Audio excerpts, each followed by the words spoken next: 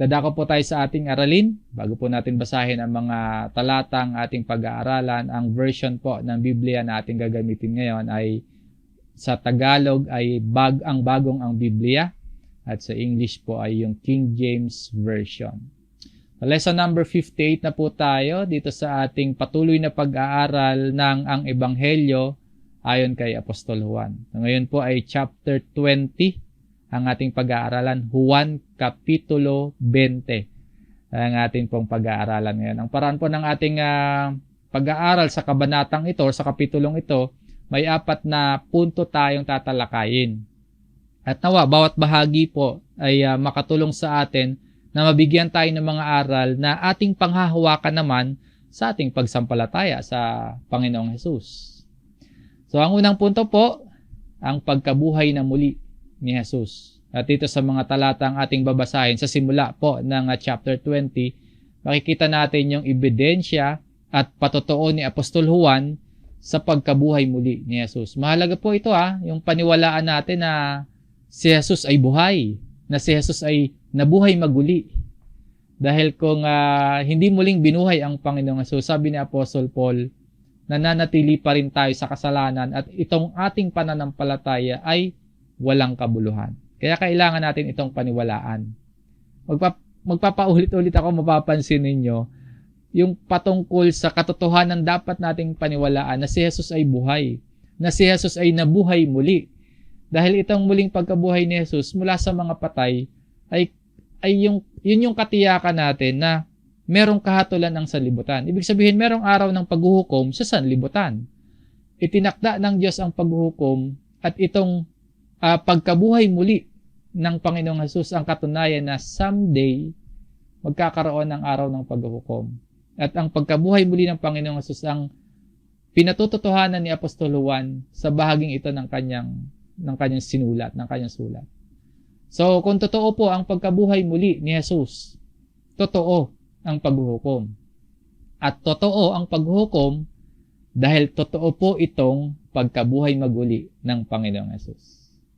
Okay, so simulan po natin ang ating pag-aaral sa verse 1 dito sa chapter 20. Nang unang araw ng sanglinggo ay maagang pumunta sa libingan si Maria Magdalena, samantalang madilim pa at nakitang ang bato ay naalis na sa libingan. First day of the week, ibig sabihin ay araw ng sanlinggo, araw ng linggo. No? When it was dark, nang unang araw ng sanlinggo ay maagang pumunta sa libingan si Maria Magdalena. Ibig sabihin po niyan ay mag-aalas 6 pa lang ng umaga kasi sa kanila po 6 a.m. nagsisimula yung araw. So ganyan yung tagpong sinimulan dito sa sulat ni Apostle John. Ngayon, ito po yung isang ebidensya ng pagkabuhay muli ng Panginoong Hesus. Ano yon? Nakitang ang bato ay naalis na sa libingan. And sit the stone taken away from the sepulchre. Itong batong tinutukoy dito, isang napakalaking bato yan, mabigat na bato na nangangailangan ng maraming malalakas na kalalakihan para maitulak o kaya para maialis yan sa libingan. At nilagyan pa yan ng tatak. Pinabantayan pa sa Roman guard. Akala kasi ng mga Pharisees, no, yung mga leader ng mga Hudyo, na nakawin ng mga alagad yung katawan ni Jesus. At sa tagpong ito, nakita ni Maria Magdalena na naalis yung bato na yon. Nakabukas yung libingan. Siguro sa takot po or kaya sa halo-halong nararamdaman ni Maria Magdalena, ang kasunod na ginawa niya, ito sa verse 2. Kaya tumakbo siya at pumunta kay Simon Pedro at sa alagad na minamahal ni Jesus. At sa kanila'y sinabi, kinuha nila sa libingan ang Panginoon at hindi namin alam kung saan nila siya inilagay. Ang aga-aga, bad news yung hatid ni Maria Magdalena. No? Nag-report siya kay Apostle Peter at itong alagad na minamahal ni Jesus, si Apostle John yan. Sabi ni Maria Magdalena, kinuha nila sa libingan ng Panginoon, hindi namin alam kung saan nila siya nilagay. So bad news, umagang-umaga. So narinig na yan ng mga alagad, nagmadaling pumunta si Pedro at si Juan sa libingan. So verse 3, kaya't umalis si Pedro kasama ang isa pang alagad at pumunta sila sa libingan. Siguro dahil hindi inaasahan ni Maria Magdalena na mabubuhay muli si Jesus, tapos nakita niya nakabukas nga yung libingan, na i-report niya kina Juan at Pedro na may kumuha sa katawan ng Panginoon. Ito namang dalawa, tumakbo para puntahan yung libingan. Silang dalawa'y tumakbong magkasama. Subalit ang isang alagad ay mas matuling tumakbo kaysa kay Pedro at naunang dumating sa libingan. Mas matuling tumakbo si Juan kay Pedro. Sabi nila, dahil daw mas bata si Juan, so mas mabilis kumilos, mas mabilis tumakbo. Kaya naunang dumating si Juan sa libingan. Pero kahit nauna siya dun sa lugar, hindi agad siya pumasok sa loob, sa verse 5. At siya yumuko upang tingnan ang loob. At nakita niyang nakalatag ang mga telang lino. Subalit hindi siya pumasok sa loob. So nauna siyang dumating, pero hindi siya pumasok. John stooped and looked in. Tumingin lang siya. Nakita niya yung mga tela nakalatag. Tapos ito na, dumating na si Apostle Peter. Dumating naman si Simon Pedro na sumusunod sa kanya. Pumasok siya sa libingan at nakita niyang nakalatag ang mga telang lino. Unang pumasok si Pedro. Pero ganun din yung nakita niya eh. Yung nasilip, yung nakita ni Apostle diyan. Nakalatag yung mga tela, wala ang katawan ni Jesus. So bukod po sa nakabukas na libingan, itong nakalatag na tela ang isa pang ebidensya ng muling pagkabuhay ni Jesus. Yung nakita ni Pedro na nakalatag na tela ay nakatulong po para mas may paliwanag na si Jesus ay muling nabuhay at hindi ninakaw yung kanyang katawan. At ang implikasyon dito, para bang tumagos si Jesus sa telang ipinambalot sa kanyang katawan. Hindi katulad ni Lazarus, no? Nung ibangon siya sa mga patay, nakabalot pa rin sa telang panlibing yung katawan, yung kamay, yung paa at muka ni Lazarus. Dito, dahil nakita ni Pedro na nakalatag yung telang lino, ipinapahiwatig po na tumagos ang Panginoong Jesus. Para bang yung lobo na siningawan ng hangin. Ganon, no? Tapos kung ano yung naging itsura doon ng tela na yon na dating nakabalumbo, nakabalot, ganon na, nakalatag na yun. At ito pa yung nakita ni Pedro sa verse 7. At ang damit na inilagay sa kanyang ulo ay hindi kasamang nakalatag ng mga telang lino, kundi bukod na nakatiklop sa isang tabi. No, but wrapped together in a place by itself. Ipapahiwatig na yung telang ipinantakip sa ulo ni Jesus, maayos na nakatiklop sa isang tabi. At kung si Jesus yung nagtiklop ng tela na nakalagay sa kanyang ulo, pinapahiwatig nun. Kasi siya lang naman nasa loob, di ba? Siniled yun, sinara yung libingan. May bantay na Roman guard sa labas.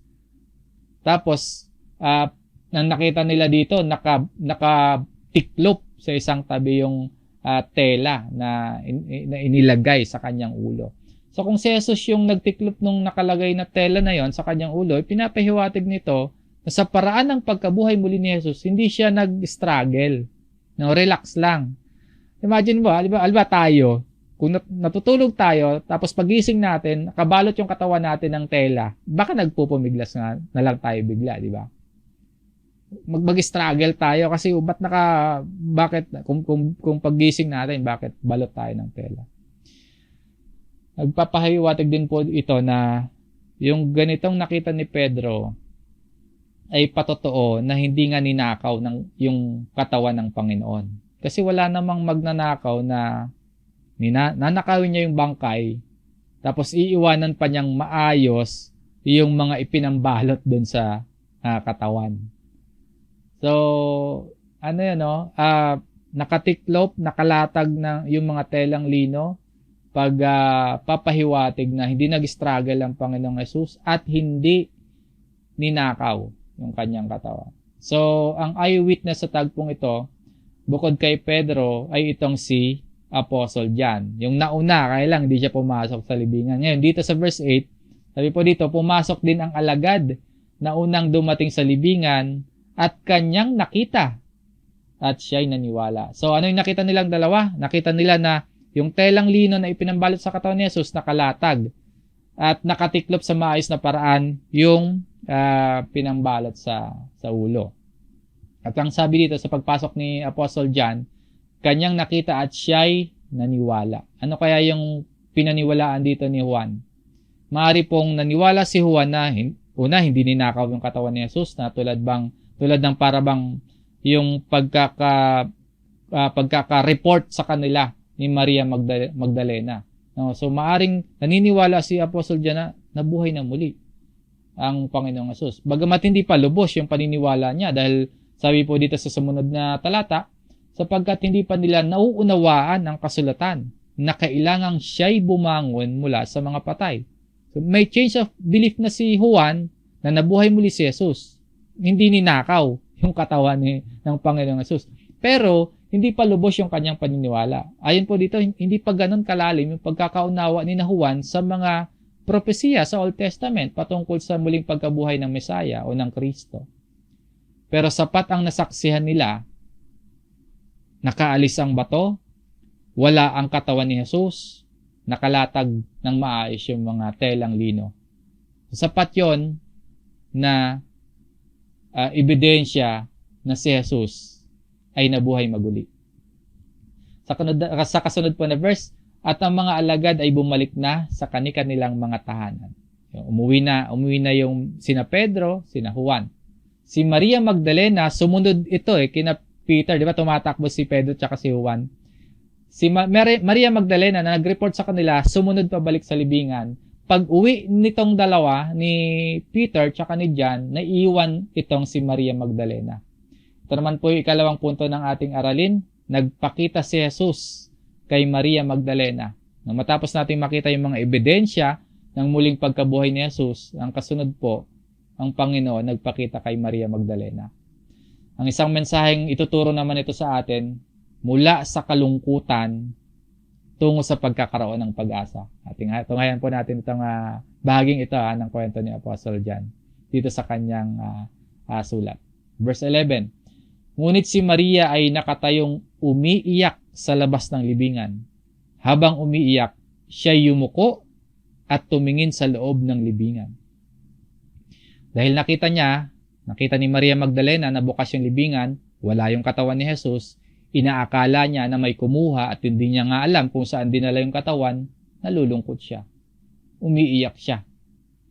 Siguro pakiramdam niya, pinatay na nga ninyo Inilibing naman namin na maayos, tapos ito pa, ninakaw pa niyo yung katawan.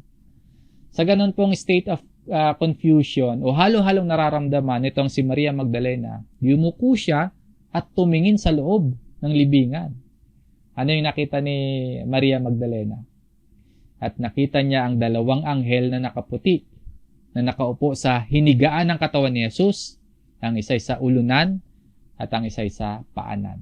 Ito yung nakita ni Maria Magdalena. 2 angels in white nakaupo at sinabi sa kanya ng dalawa, sinabi nila sa kanya, babae, bakit ka umiiyak? Sinabi niya sa kanila, sapagkat kinuha nila ang aking Panginoon at hindi ko alam kung saan nila siya inilagay. Sabi ng anghel, why are you weeping? Or why weepest thou? Hindi nga naman niya makita yung katawan ng Panginoon at inaakala nga niya na may kumuha tapos hindi niya alam kung saan dinala. At sa kasunod po, pagkasabi nito, siya'y lumingon at nakitang nakatayo si Jesus. Subalit hindi niya alam na iyon ay si Jesus. Sinabi sa kanya ni Jesus, babae, bakit ka umiiyak? Sino ang hinahanap mo? Sa kanyang pag-aakalang iyon ay ang hardinero, ay sinabi niya sa kanya, Ginoo, kung ikaw ang kumuha sa kanya, ay sabihin mo sa akin kung saan mo siya nilagay, at siya'y aking kukunin. Hindi nakilala ni Maria Magdalena na si Jesus yung kausap na niya dito. No? Siguro nga, hindi niya inaasahan na makikita niyang buhay si Jesus, kaya lungkot na lungkot siya. Tapos nawawala pa nga yung katawan. Nagpapakita ito na hindi pa nga ganap ang kanyang pananampalataya na si Jesus ay mabubuhay na muli pagkalipas ng 3 araw at 3 gabi sa libingan. Bagamat nagpauna na si Jesus doon, di ba? Lagi, nung sila'y magkakasama pa, ilang beses na itong sinabi sa kanila noon na mangyayari ito. Na siya'y mamamatay at pagkatapos sa 3 araw at 3 gabi, mabubuhay siyang muli. Sinabi sa kanya ni Jesus, Maria, umarap siya. At sinabi sa kanya sa wikang Hebreo, Rabboni, ng ibig sabihin ay guro. Nakilala lamang ni Maria Magdalena si Jesus nang banggitin ng Panginoong Jesus ang kanyang pangalan. Yung paningin ni Maria malabo. Pagtingin niya, di niya nakilala, kinausap niya pa, akala niya hardinero. Pero yung pandinig niya, nung tawagin ng Panginoon yung kanyang boses, kumbaga sa tupa, nung marinig niya ang boses ng kanyang pastol, na-recognize niya. No, malabo yung paningin niya, pero yung pandinig niya, malinaw. No? At sa verse 17, sinabi sa kanya ni Jesus, "Huwag mo akong hawakan, sapagkat hindi pa ako nakakaakyat sa Ama. Ngunit pumunta ka sa aking mga kapatid at sabihin mo sa kanila, aakyat ako sa aking Ama at inyong Ama, sa aking Diyos at inyong Diyos." Yung kalungkutan na nararamdaman ni Maria Magdalena, marahil napalitan ng saya dito. Nakita niya buhay ang Panginoon. Siguro yung tagpo po dito, bigla siyang papasok at lalapit kay Jesus. Sinabi tuloy sa kanya ni Jesus, "Touch me not." Huwag mo akong hawakan. Dito po siguro hangon ni Jose Rizal yung title ng kanyang nobela, no? Yung Noli Me Tangere. Sa yung Latin kasi ng Noli Me Tangere, no? Touch me not, or huwag mo akong hawakan. Pero dito sa kwentong ating pinag-aaralan, hindi nangangahulugan na hindi nga nahawakan ni Maria Magdalena ang Panginoong Jesus. Dahil sa account ni Mateo, sa patotoo naman ni Mateo, sa parehong kwentong ito, mababasa natin sa chapter 28, sa verse 9 hanggang 10 po ito. Basahin natin itong verse 9. "At dooy sinalubong sila ni Jesus na nagsasabi, 'Kapayapaan ay sumainyo.' At paglapit nila sa kanya ay niyakap ang kanyang mga paa at siya'y sinamba." Sa tagpong ito ay nahawakan si Jesus, hindi lamang ni Maria, pati ng mga kasama niya. At sa verse 10, pagkatapos ay sinabi ni Jesus sa kanila, "Huwag kayong matakot. Humayo kayo at sabihin niyo sa aking mga kapatid na pumunta sila sa Galilea at doon ay makikita nila ako." Ito rin po yung yung main text natin sa John 20 verse 17. So yung mga salitang "huwag mo akong hawakan", sabi ng Panginoong Jesus kay Maria Magdalena, ay hindi naman nakasentro sa literal na paghawak kay Jesus. Nasabi ni Jesus yan dahil ang nais ni Jesus ay wag lamang manatili doon sa lugar na ito si Maria Magdalena. Ang instruction ng Panginoon, "Ngunit pumunta ka sa aking mga kapatid at sabihin mo sa kanila, aakyat ako sa aking Ama at inyong Ama, sa aking Diyos at inyong Diyos." Katulad din ng binasa natin doon sa account ni Mateo sa chapter 28. Ang nais ni Jesus, ipamalita sa ibang mga alagad na siya ay nabuhay muli, na siya ay aakyat sa Diyos, na siya ay aakyat sa Ama. Ang talatang ito ay nagpapakita din po na iba nga si Jesus at iba naman po ang Amang Diyos. Si Jesus ay Diyos din, kung babalikan natin yung mga accounts pa rin na Apostle John, pero si Jesus ay mayroong kinikilalang Diyos niya. Sabi niya, "My God, your God." At ito sa tala ni Apostol Juan, ito yung unang pagkakataon na tinawag ni Jesus na mga kapatid, yung kanyang mga alagad. Mula sa tanong sa kanya na, "Bakit ka umiyak? Sino yung hinahanap mo, Maria Magdalena?" Dito po, naririnig ni Maria Magdalena na kapatid ang tawag ni Jesus sa kanyang mga alagad. At nagkaroon ito ng pagbabago sa nararamdaman ni Maria Magdalena.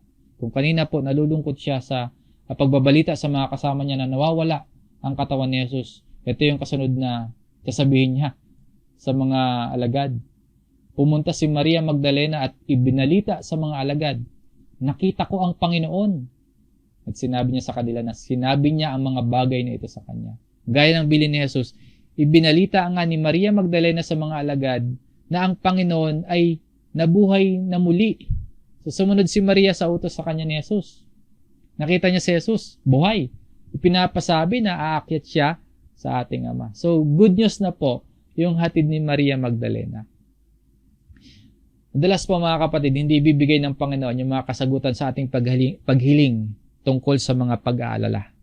Madalas po, hindi bibigay ng Panginoon yung kasagutan sa ating paghiling tungkol sa mga kalungkutan natin. Sa halip po, may ipapagawa siya sa atin na isang bagay na kapag sinunod natin, unti-unti niyang papalitan yung kalungkutan natin ng pag-asa. At ang susunod na bahagi, yung ikatlong punto sa ating aralin, nagpakita si Jesus sa mga disciples. So, after niya magpakita kay Maria Magdalena, nagpakita si Jesus sa mga disipulo. Ang lesson naman na titingnan natin sa parte o sa bahaging ito ay ang mission natin. Kung paanong isinugo ng Diyos si Jesus, ganun din po pala isinugo niya ang kanyang mga alagad. At sa pagkasugo sa atin, binigyan tayo ng ating mga kailangan upang tayo po ay makasunod. Verse 19, nang magdadapit hapon na ng araw na iyon, na unang araw ng linggo, habang nakasara ang mga pinto sa kinaroroonan ng mga alagad dahil sa takot sa mga Hudyo, dumating si Jesus at tumayo sa gitna at sa kanila'y sinabi, kapayapaan ang sumainyo. Same day din, no? Nang magdadapit hapon lang or evening sangayon sa King James Version. Kahit nakasara yung pinto sa lugar, sa kinaroroonan ng mga alagad, nakapasok si Jesus. Dumating si Jesus, nagpakita sa kanila. Wala na sa katawang lupa si Jesus, pero hindi siya kaluluwa, hindi siya ghost, kundi na sa katawang maluwalhati na. Yung resurrected body ng ating Panginoong Jesus, physical body na may kakayahang tumagos. Kaya marahil yung nakita ni na Pedro na tela, nakalatag lang na maayos. At sa tagpong ito, natatakot daw po yung mga alagad sa mga Hudyo. So, halo-halo na rin siguro yung dahilan ng kanilang pagkatakot. Alam nila, patay na ang Panginoon. Nawawala pa ang katawan. Baka pinagbibintangan pa sila ng mga Hudyo na ninakaw nila yon. Bagamat may nagbalita nga sa kanila na muling nabuhay si Jesus, pero eto, nananaig pa rin yung takot nila sa mga Hudyo. At sa sitwasyon nilang yan, may takot sila, nagkatipon sila, at natatakot sila sa mga Hudyo, nagpakita ang Panginoon at sinabi sa kanila, kapayapaan ang sumainyo. Peace be unto you. Ano yung naging epekto sa nooy natatakot ng mga alagad? Sa verse 20, at nang masabi niya ito, ay kanyang ipinakita sa kanila ang kanyang mga kamay at tagiliran. Kaya't ang mga alagad ay nagalak nang makita nila ang Panginoon. Then were the disciples glad when they saw the Lord. Pinakita ng Panginoong Jesus sa mga alagad na bukod sa katunayan na siya ay nabuhay muli, pinakita niya yung kanyang mga kamay at tagiliran bilang pag-alaala sa dakilang pagtubos niya sa mga sumasampalataya sa kanya. No? Hindi lang siya nagpakita ng pruweba na siya ay buhay. Ipinakita niya pa yung pruweba na yung kanyang kamay at tagiliran bilang paalala sa dakilang pagtubos niya sa mga sumasampalataya sa kanya. At hindi lang sa kanila noon, kundi sa atin din ngayon. Ang Panginoon ay nagbibigay katunayan na siya ay muling nabuhay. Kaya nagalak ang mga alagad. Kaya meron tayong reason para magalak dahil buhay ang Panginoon. Verse 21, muling sinabi sa kanila ni Jesus, kapayapaan ang sumainyo. Kung paanong sinugo ako ng Ama, ay sinusugo ko rin naman kayo. Dito po, bilang mga alagad, ang Panginoon na umako at tumubos sa ating mga kasalanan, binibigyan niya tayo, una, ng katibayan na siya ay nabuhay muli. Ikalawa, binibigyan niya tayo ng kapayapaan. Peace be unto you. At ikatlo, ipinapaalala niya dito, yung layunin natin bilang mga alagad niya. Sabi ni Jesus, kung paanong sinugo ako ng Ama, ay sinusugo ko rin naman kayo. Matapos niyang sabihin yung mga ito, sabi po dito sa verse 22, at nang masabi niya ito, sila'y hiningahan niya at sa kanila'y sinabi, tanggapin ninyo ang Espiritu Santo. Receive the Holy Ghost or receive the Holy Spirit. Sa pagpapaalala niya, kung paano siya isinugo ng Ama, ay gayon din niya sinusugo yung mga alagad, ay pinagkalooban niya ang mga alagad ng kakayahan at kapangyarihang kikilos sa pamamagitan ng Espiritu Santo. At sa kasunod po, kung inyong patawarin ang mga kasalanan ng sinuman, ang mga iyon ay ipinatatawad sa kanila. Sino mang hindi ninyo patawarin ang mga kasalanan, iyon ay hindi ipinatatawad. So ito sa mga critical na talata dito sa sa chapter 20. Hindi ito na gaya ng sinasabi ng ibang relihiyon na ang mga kaparian daw po, sila yung may kapangyarihan na magpatawad ng kasalanan kapag ikaw ay yung tinatawag na ng umpisal. Dahil malinaw po dito, no, ang Diyos Ama lamang at ang Panginoong Jesucristo lamang ang may otoridad na magpatawad ng kasalanan. So, paano natin dapat ba unawain itong nasa talata? Yung susi po sa pag-unawa sa kahulugan ng talatang ito, yung verse 23 dito sa John chapter 20, nauna doon nanggaling sa naunang dalawang talata. Sinabi ng Panginoon, mula sa nabasa natin kanina, sumainyo ang kapayapaan. Kung paanong isinugo ako ng Ama, isinugo ko rin kayo. At dahil doon, hiningahan niya at sinabi sa kanila, tanggapin nila yung banal na Espiritu. So, isinugo ni Jesus yung mga alagad. Gaya ng kung paano siya sinugo ng Ama. Upang dalhin ang mabuting balita ng daan patungo sa kaligtasan ng lahat, ng marami. Si Jesus ay pisikal na aalis sa lupa, ngunit ipinangako ng Diyos na sasakan nila ang banal na Espiritu. Habang ipinapahayag nila yung Ebanghelyo, matapat nilang masasabi sa mga taong naniniwala sa mensaheng iyon, yung kanilang mga kasalanan ay napatawad na. At matapat nilang masasabi sa mga taong hindi naniniwala sa mensahe, na ang kanilang mga kasalanan hindi pinatawad at sila ay hinatulan sa paningin ng Diyos. Kaparehong mensahe na nakapaloob sa chapter 3, yung sumampalataya sa anak ay may buhay na walang hanggan. Ngunit ang tumanggi sa anak, hindi makakita ng buhay sapagkat puot ng Diyos ang nananatili sa kanya. So tayo din po bilang mga alagad, ang mabuting balita na ipamamalita natin, hindi tungkol sa kung paano tayo yayaman. Paano tayo magtatagumpay sa buhay na ito.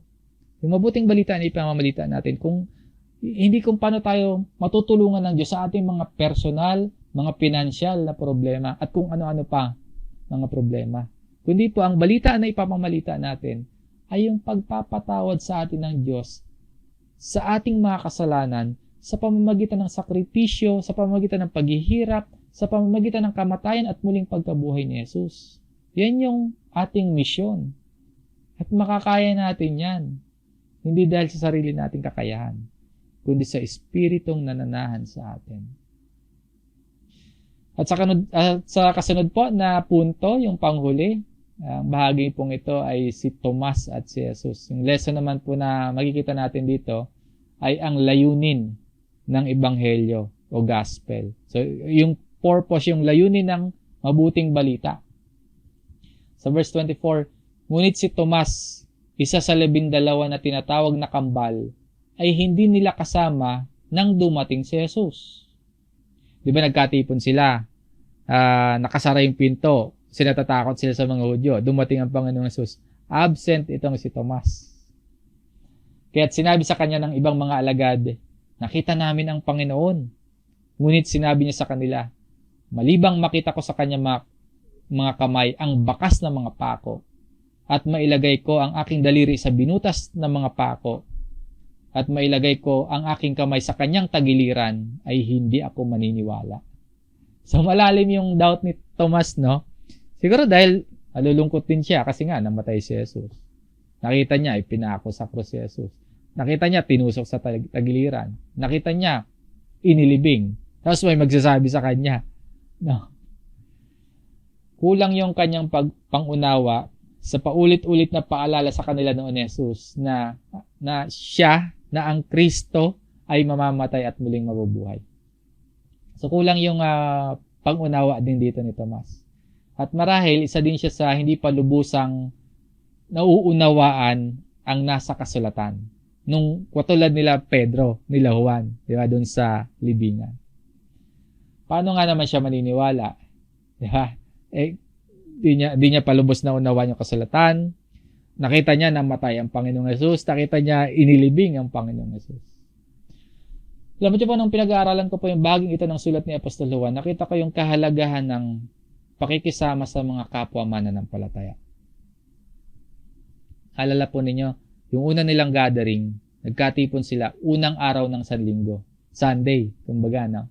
Pero yun nga, absent itong si Juan. Dahil sa pag-absent niya, ayun, na-miss niya yung blessing na makita ang Panginoon. Kaya mahirap talaga yung madalas na pagliban sa mga pagtitipan ng mga mananampalataya. Meron tayong mamimiss. Meron tayong mamimiss na karunungan, meron tayong mamimiss na kaunawaan. Kung tulad ni Tomas, a-absent tayo. So, mga kapatid, huwag pabayaan ang pagtitipon. Tingnan po niyo nung sumama si Tomas, sa verse 26. Pagkaraan ng 8 araw, ay muling nasa loob ng bahay ang kanyang mga alagad at kasama nila si Tomas. Nakasara ang mga pinto, subalit pumasok si Jesus at tumayo sa gitna at sinabi, kapayapaan ang sumainyo. So, same scenario after 8 days. Meaning, Sunday po ulit yan. Tuwing linggo pala talaga nagkakatipan yung mga alagad, no? At dito, nakasara yung pinto, pumasok ulit si Jesus at nagsabi, peace be unto you. Ang kaibahan lang po dito, kasama na si Tomas. At sinabi niya kay Tomas, ilagay mo rito ang iyong daliri at tingnan mo ang aking mga kamay. Ilapit mo rito ang iyong kamay at ilagay mo sa aking tagiliran. Huwag kang mag-alinlangan kundi sumampalataya. Sa 28, sumagot si Tomas at sinabi sa kanya, Panginoon ko at Diyos ko. Tinawag ni Tomas si Jesus na Panginoon at Diyos. Ngayon po naniniwala na siya. Ngayon sumasampalataya na siya kay Jesus. Ang sabi po ng ibang mga mangangaral dito, yung reaction daw na ito ni Tomas ay nagkamali lang daw siya nang sabihin niya na Diyos si Jesus. Para bang nagulat lamang daw po siya. Hindi si Tomas yung nagkamali dito. Nang nagkamali, yung mga nag-interpret at nangangaral na nagsasabi na nagkamali at nagulat lamang si Tomas. Kung nagkamaling tawagin ni Tomas na Diyos si Jesus, dapat sana iniayos or kinorek siya ni Jesus sa susunod na talata. Maalala nyo, si Apostle Peter may isang gusto siyang sambahin. Pero kinorek niya. Nilulod sa kanya, sasambahin siya. Hindi daw. Hindi pwede. Pero dito, hindi kinorek ni Jesus si Tomas. Dahil tama naman na sabihin na ni Tomas na si Jesus ay Diyos. Bagamat hindi siya yung amang Diyos. Ang kasunod na sinabi na lamang ng Panginoong Jesus kay Tomas, sinabi sa kanya ni Jesus, sapagkat ako'y nakita mo ay sumampalataya ka. So, hindi kinorek. Kasi tama. Itong encounter ni Jesus at ng mga alagad, itong sulat ni Juan ay nagtuturo sa atin na sumampalataya tayo sa Panginoong Jesus. Na siya ay namatay at muling nabuhay. Na siya yung ating tagapagligtas. Kahit hindi pa natin siya nakita. Sabi pa ng Panginoon kay Tomas, mapapalad ang hindi nakakita, gayon may sumasampalataya. Sama tayong lahat dito. Sapagkat nananampalataya tayo ngayon, na si Jesus ay nabuhay ng muli, kahit hindi natin siya nakita. So, mapalad. We are blessed.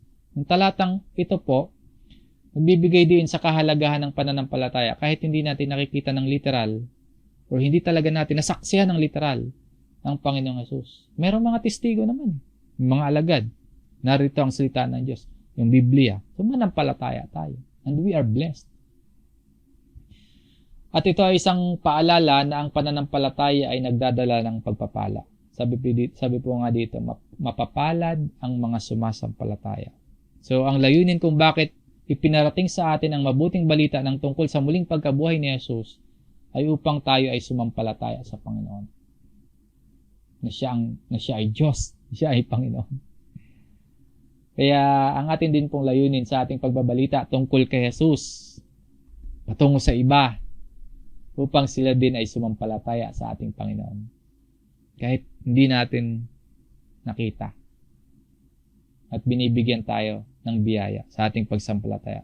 Blessed are they sa ating pagsampalataya kay Jesus. At sa mga susunod na mga huling talata ng chapter 20, babasa natin yung layunin ng pagkasulat ni Apostol Juan sa aklat na ito, sa sulat na ito. Verse 30. Gumawa si Jesus ng marami pang ibang mga tanda sa harapan ng kanyang mga alagad na hindi na isulat sa aklat na ito. Totoo na hindi naman talaga lahat ng mga bagay ay nakasulat sa Biblia gaya ng sinasabi dito na hindi na isulat yung maraming mga iba pang ginawa o iba pang mga tandang ginawa ng Panginoong Jesus. Hindi na nakasulat dito sa sulat na ito ni Apostle John. Hindi naman yung magiging dahilan ng mga taong hindi mananampalataya na hindi dapat paniwalaan ng Biblia. Kulang pala yan, hindi naman pala inilagay yung lahat. Hindi yun dahilan, no? Marami nga yung hindi na isulat dyan, pero kung ano yung nakasulat ngayon, sapat na yon. Para yung tayong mga nagbabasa, tayo pong mga makikinig, ang mga tao ay makilala yung daan ng kaligtasan. Marami nga hindi na ilagay, marami nga hindi na isulat. Pero ang mga nakasulat, sapat na yon para tayo ay manimpalataya at makilala ang daan ng kaligtasan. Ang sabi sa sumunod na talata, yung huling verse dito sa chapter 20, ngunit ang mga ito ay isinulat, yung mga nakasulat, upang kayo'y sumampalataya na si Jesus ang Kristo, ang anak ng Diyos, at sa pagsampalataya ay magkaroon kayo ng buhay sa kanyang pangalan. So bilang mga panghuling paalala, baka kasi maaaring sabihin ninyo na nananampalataya na tayo kay Jesus, nananampalataya ka na siya ang Kristo, na siya ang anak ng Diyos. Hindi na kailangan basahin pa itong aklat na ito, itong sulat na ito. Ang aklat na ito po ay hindi lamang para sa mga taong hindi pa nananampalataya.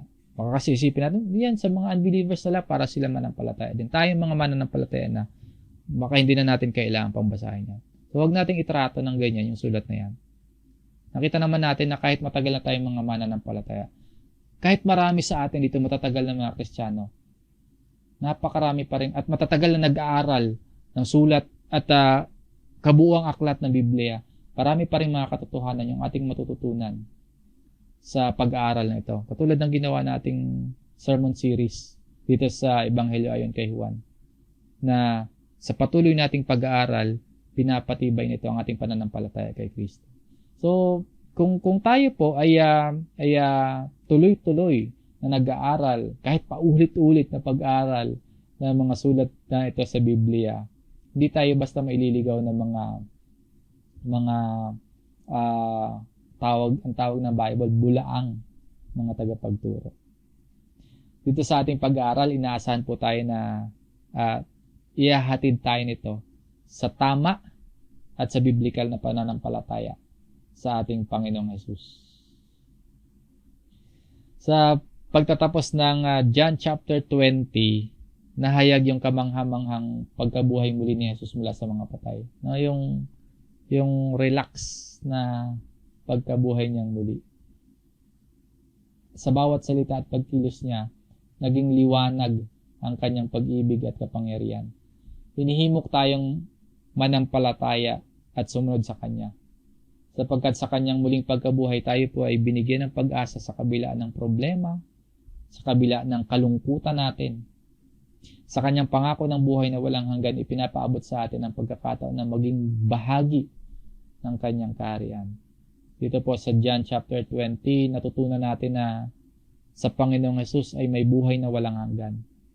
At sa Kanya tayo po ay tinawag upang maging mga saksi ng Kanyang pag-ibig at kagalingan. Hindi po kumpleto ang mensahe ng Ebanghelyo kung si Jesus ay hindi nabuhay na muli. Kaya naman sa mga pangangaral ng Ebanghelyo na ginawa ng mga apostol, hindi nawawala yung pangangaral tungkol sa muling pagkabuhay ng Panginoong Jesus. May isa pang mahalagang pangangaral ng pagkabuhay na muli ni Jesus. Ito po yung matibay na ebidensya na mayroong darating na paghuhukom. At dahil totoo ang paghuhukom, ipinag-uutos po sa atin ang pagsisisi sa ating mga kasalanan. Sa Acts chapter 17, sa verse 30 at sa 31, ang mga panahon ng kahangalan ay pinalampas na nga ng Diyos. Ngunit ngayon, ipinag-uutos niya sa lahat ng tao, sa lahat ng dako na magsisi. But now commandeth all men everywhere to repent. Bakit ipinag-uutos ng Diyos na magsisi ang lahat ng tao sa lahat ng dako? Sa verse 31 po, sapagkat itinakda niya ang isang araw kung kailan niya hahatulan ang sanlibutan ayon sa katuwiran sa pamamagitan ng lalaking kanyang itinalaga. At tungkol dito'y binigyan niya ng katiyakan ang lahat ng tao nang kanyang muling buhayin siya mula sa mga patay.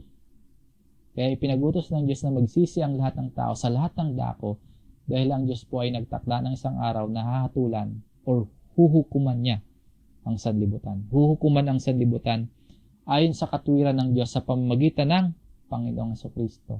Yung sinasabi po ditong itinalaga ng Diyos. Pinatunayan ito ng Diyos na talagang totoong mangyayari ito. Yung paghuhukom, yung naging katiyakan na magaganap nga ito. Yung ebidensya po na magkakaroon ng paghuhukom ay ng buhaying muli ng Diyos, ang Panginoong Jesucristo. Kaya ang pagkabuhay na muli ni Jesus, yun yung pinakamatibay na ebidensya na magkakaroon ng paghuhukom. So napakinggan, natanggap natin, ipapahayag natin ito. Yung pagsisisi at pagsampalataya kay Jesus upang tayo po at ang maraming tao makaiwas sa paghuhukom, kundi magtamo ng kaligtasan, magtamo ng buhay na walang hanggan. Muli po, maging matalinong mga Kristiyano, maging maalam na mga mananampalataya, umasa sa karunungan at umasa sa Espiritong ipinagkaloob sa atin, mamuhay ng may pananampalataya at sundin ang iniwang misyon sa atin ng Panginoon, ang ipamalita sa marami, ang ginawa, ang pagkamatay at muling pagkabuhay ni Jesus. Purihin natin ang Panginoon. Maraming salamat sa inyong pakikinig. Sumayin niyo po ang kapayapaan at biyaya ng salita ng Diyos. Tayo po ay manalangin.